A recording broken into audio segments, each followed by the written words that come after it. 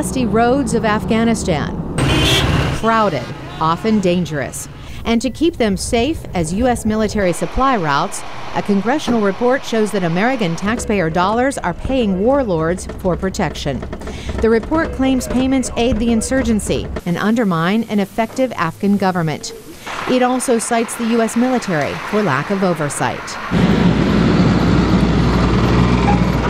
Afghanistan is landlocked, so the United States cannot deliver military supplies by sea.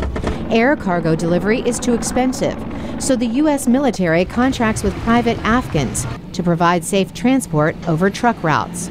A 6-month congressional investigation found that part of the $2 billion contract is against Defense Department rules and private contracting laws. So representatives here on Capitol Hill are looking into reconfiguring the arrangement.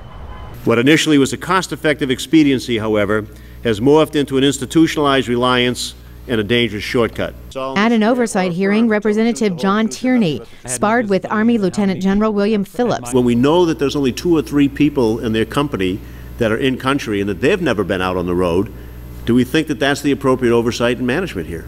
When we vetted each of those contractors up front before we actually signed the host nation contract, it was important that we make sure that they had the right management in place. So you thought that 2 or 3 was sufficient?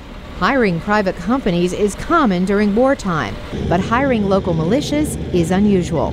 Carl Forsberg is with the Institute for the Study of War. I want to address today the He told representatives the local Afghan military and police should protect the supply routes. Otherwise, the U.S. military is recruiting for Afghan private militias. It is a lot of money, and this is a problem. This is why these groups, I think, are so attractive to a lot of young Afghans, and it does make these groups very influential in Afghanistan. None of these will affect the bigger picture. That's Frederick Starr of Johns Hopkins University. He said the supply routes also should be made safe for Afghans to use and to pave the way for trade from Europe to the Indian subcontinent.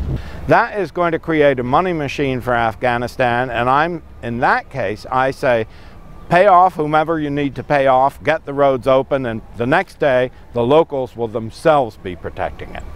Congressional figures show there are 90,000 American troops in Afghanistan. The military has used 110,000 private contractors, but as the report indicates, with little oversight. Carolyn Presutti, VOA News.